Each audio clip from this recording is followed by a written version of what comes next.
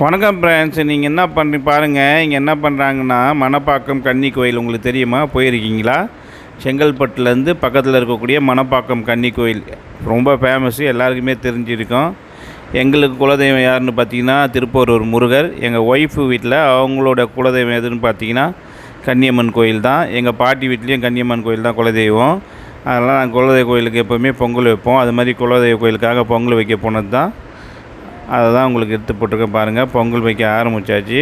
பார்த்தீங்கன்னா இன்றைக்கி கூட்டம் கொஞ்சம் கம்மியாக இருந்த மாதிரி இருந்தது. ஆனால் கூட்டம் இருக்க பார்த்தீங்கன்னா கூட்டம் வந்துகிட்டே இருந்ததுங்க. ஏகப்பட்ட கூட்டம், அதிகப்படியான மக்கள் வந்திருந்தாங்க.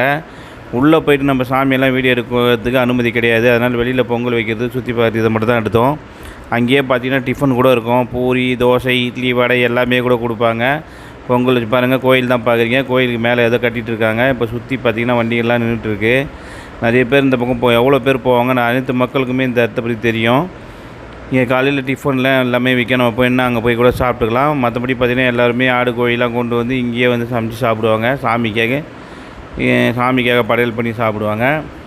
பாருங்கள், பொங்கல் வச்சு சக்கரை பொங்கல் தான் வச்சுட்ருக்கோம். சக்கரை பொங்கல் பொங்கும்போது பொங்கிட்டோன்னே அம்மனுக்கு எதுவுமே படைக்கணும். இந்த கோயிலோட விசேஷம் கதையை பார்த்திங்கன்னா 6 மணிக்கு மேலே யாருமே இருக்க மாட்டாங்க. 6 மணிக்கு மேலே பார்த்திங்கன்னா 7 கன்னிமார்கள் சுவாமிகளும் அவங்களோட வாகனங்கள் பார்த்திங்கன்னா வேங்கன்னு சொல்லுவாங்க. வெளியில் முதல்லாம் ஃபஸ்ட்டு போனப்போ இருந்தது. இப்போ கோயிலில் தான் புதுப்பிச்சிட்டு இருக்கனால இப்போ இல்லை. அந்த வெளியில் மட்டும் வச்சுருக்காங்க ஒரு வேங்கை பார்த்திங்கன்னா 7 வேங்கைகள் இருப்பாங்க. அந்த 7 வேங்கைகளும் பார்த்திங்கன்னா 6 மணிக்கு மேலே அது மேலே அந்த வேங்கைகள் மேலே ஏறி சாமி வந்து சுற்றி ஊர்வலம் வருவாங்கன்னு சொல்லுவாங்க. அதனால் பார்த்திங்கன்னா 6 மணிக்கு மேலே மக்கள் யாருமே இருக்க மாட்டாங்க. பூசாரி முதற்கொண்டு எல்லாருமே வந்து கோயிலை சாத்திட்டு அவங்கவுங்க வீட்டுக்கு போயிடுவாங்க. பின்னாடி பார்த்திங்கன்னா ஒரு அருமையான ஆறு, அதாங்க பாலாறு தாங்க ஓடிட்டுருக்கு. அருமையாக இருக்குங்க தண்ணி. நாங்கள் சின்ன வயசுலலாம் போயிருக்கோம். அப்போலாம் பார்த்திங்கன்னா தண்ணி கழுத்தளவு வரைக்கும் இருக்கும். நாங்கள் அந்தளவு தண்ணியை பார்த்துருக்கோம். அங்கே போய்ட்டு நல்லா குளிப்போம்.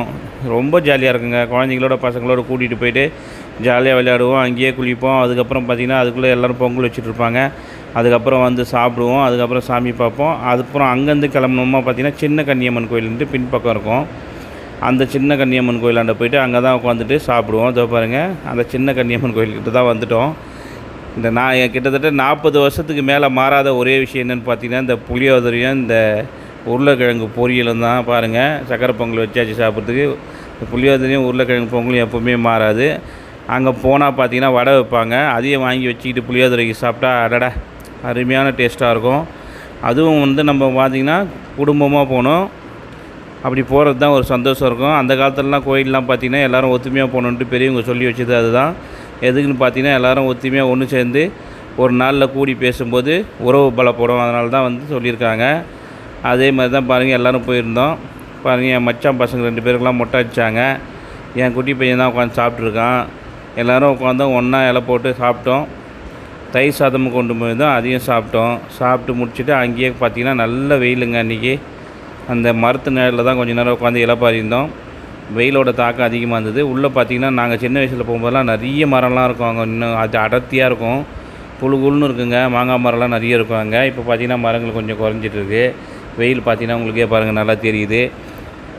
எல்லோரும் ஒத்துமையாக உட்காந்து சாப்பிட்றாங்க பாருங்கள். குட்டி பசங்களாம் சாப்பிட்றாங்க. எல்லோரும் சாப்பிட்ருக்காங்க.